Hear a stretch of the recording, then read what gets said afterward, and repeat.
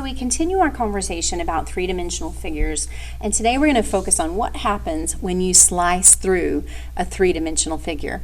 What is its cross section? And it kind of depends on how you cut through it. So if you look at number 1, what shape would be created if you were to slice through this horizontal, if you were to slice through this rectangular prism horizontally, what shape would be created?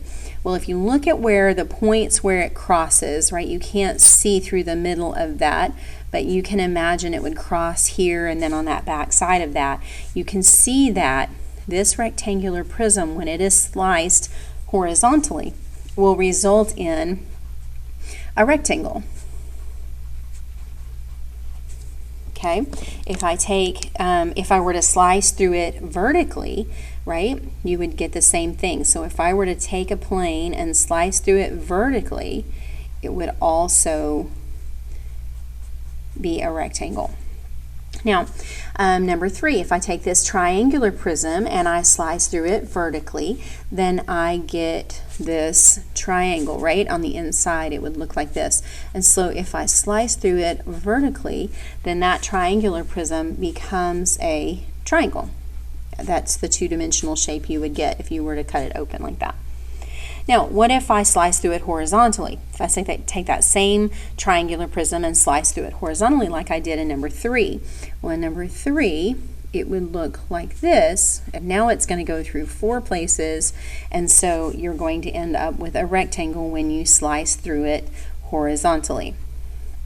Okay, horizontally means right and left, vertically means up and down. Okay, so 4, if I slice through this this triangular pyramid vertically, what shape is that going to be? Now, here's a couple of things you want to think about. It's kind of hard to see it, but because the triangle gets skinnier as you go up the triangle, it's going to be smaller up here than it is down here at the bottom. So you can kind of get an idea of what it's going to look like, right? It's going to be wider down here where it crosses, and so then it's going to, well, it crosses here, so it's going to form this, you can't see it, but it's going to form a trapezoid because it's wider at the top than it is at the bottom, and so it slopes upwards.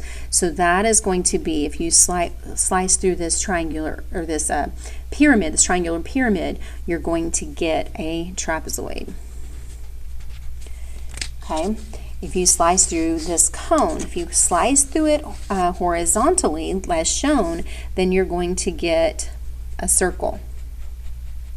Okay, so if I slice through it horizontally, it gives me a circle. But if I slice through it vertically, imagine just kind of dropping that right down through the middle. Okay, if it slices right down through it, then you're going to end up with this triangle. And so if you slice through it vertically, you end up with a triangle. So imagine, if you need to, like, envision like you take this piece of foam and it's in 3-dimensional, and then you're going to slice through it. Imagine what it would look like as you slice through it in each direction. So we take this cylinder. Think about it, Thanksgiving, when you have like cranberry relish. It's that kind of jelly that comes out of the can, and if you slice through it horizontally like this, then you're going to end up with a rectangle. Okay, so when you slice through it horizontally, you get a rectangle, but when you slice through it vertically like this, you're going to get a circle. Kind of goes through the base. So when you go through it the same direction as the base, when you slice through it parallel to the base, the picture that you get is the base. Okay, so it's kind of, you look at what you're slicing through it parallel, particularly if it's a prism or if it has 2 bases, a prism or a cylinder. So if you slice through it this parallel to the bases, those bases are vertical, so if I slice through it vertically, then I'm going to get the same shape as the base. So that is what cross sections look like. Now, let's go reverse. What if I started with a 2-dimensional figure and I rotated it? So imagine that you have a note card stuck to a straw, and if you spun it really fast, what would it look like? Well, let's look at this. These are called solids of revolution. So when you rotate them, when you rotate a figure about an axis, it's going to form a three-dimensional figure. Like I said, stick that note card on a straw and spin it around and imagine what that shape is going to look like, because it's traveling in a circle. So imagine you're spinning it in sand, and what shape would it spin out as you spin in the sand. So if I were to take this rectangle and spin it around the x-axis, so what's going to happen is that this shape is going to spin. So this point right here is going to flip, and it's going to go all the way down. It's going to slice through the air like that. And then when I bring it back up, it's going to slice back up. So I'm kind of drawing in three-dimensional, right, so that you can see what it'll look like. So there you've got, here's the center, here's the center. Okay, so what we end up with is we end up with a cylinder. Okay, now look at this. That cylinder has a radius of 1, 2, 3, 4. It has a radius of 4, and it has a height of 2. And so if I wanted to, later on, once we learn how to calculate lateral area and surface area and volume, we could calculate all of those things on this solid of revolution. Okay, so let's look at number 2. I want to rotate this triangle around the y-axis. So I want to rotate it, I want to flip it over. So basically what you can do is you can look 1, 2, 3, 4, 1, 2, 3, 4. So basically just reflect that triangle over it, but now imagine that you're spinning it on that stick and how it sweeps through the air in a circular motion, because it's going to go around, right? And so what we end up with is we end up with this cone. Now that cone has a radius of 4 and a height of 1, 2, 3. I know I didn't ask for that, but it's just extra information because maybe it'll help you to see what you got. So if I rotate this semicircle, it's half a circle, if I rotate this semicircle around the y-axis, right, imagine this. This kind of looks like when you go to parties or something, you have those paper, I don't know, like they're like paper fans. They're really soft paper, and you can open them up and it'll make a ball or a sphere, and you can hang it from the ceiling. That's kind of what this is. And so if you were to rotate this around and then rotate it back around, then what you end up with is a sphere. And that sphere has a radius of 1, 2, 3. It has a radius of 3. Now, let's look at some shapes that don't come out so pretty, okay? So I want to rotate this rectangle around this y-axis. Well, what you notice is that unlike number 1, where it was on the axis, and number 2, where the shape was on the axis, number 4 is sitting off of the axis. So what that's going to create is there's going to be a hole. So here's what I want to do. I want to flip that shape over the y-axis. So I reflected it over the y-axis. And now I want to connect my pieces. So this outside is it's gonna swing around like this, and this one on the inside is gonna swing around like that. And then we're gonna come back and we're gonna do it in the front, because we're gonna go all the way around.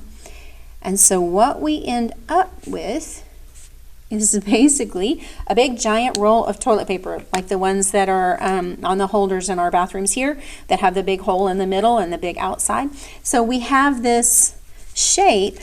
Let me put this one, you can't see this, it's on the inside, but we've got this shape like a donut, or a piece of, like a roll of tape, right? Masking tape or duct tape or something like that.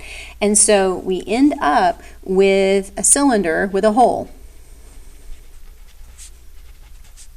right? It's a cylinder with a cylindrical hole. That's what we ended up with. Okay.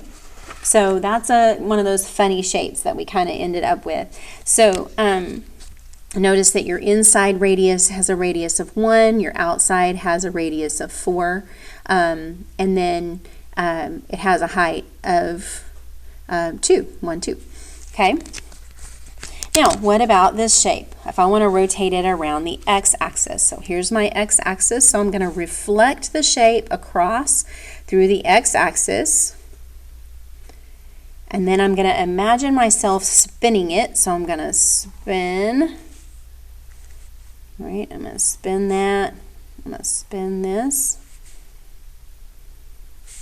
And so what we end up with, if you can envision that, what this kind of looks like, maybe if I draw it this way, you'll be able to see it a little bit better. It kind of looks like those cones that you, maybe you've seen them out on the soccer field or football field, just those little cones that like somebody cut the top off of them. That's what this kind of looks like. Okay, and so basically we have a cone that's missing its top. Now, I'm not going to ask you, like, you're not going to have to like put these in and say what they are, but it's a cone with a missing top. And actually that does have a name. It's called a frustrum. It's a shape that we use enough that we had to give it a name anyway. So it's called a frustrum. Now what happens if we rotate it around the y-axis instead of the x-axis? Let's look and see what that does. So if I flip it over the y-axis instead and rotate it around, what I end up with is a cylinder with a cone on top. So it does depend on which way you rotate it as to what it's going to look like. Sometimes it will produce the same shape, but sometimes it produces different shapes.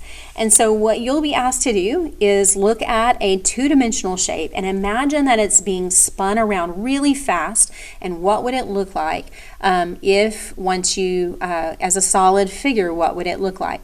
And so you can go back and forth because that's what its cross-section would look like. If I were to cut these back, it would look like that cross-section, or half of that cross-section anyway. Okay, so you can go back and forth between your solids of revolution and your cross-sections to see what they're going to be.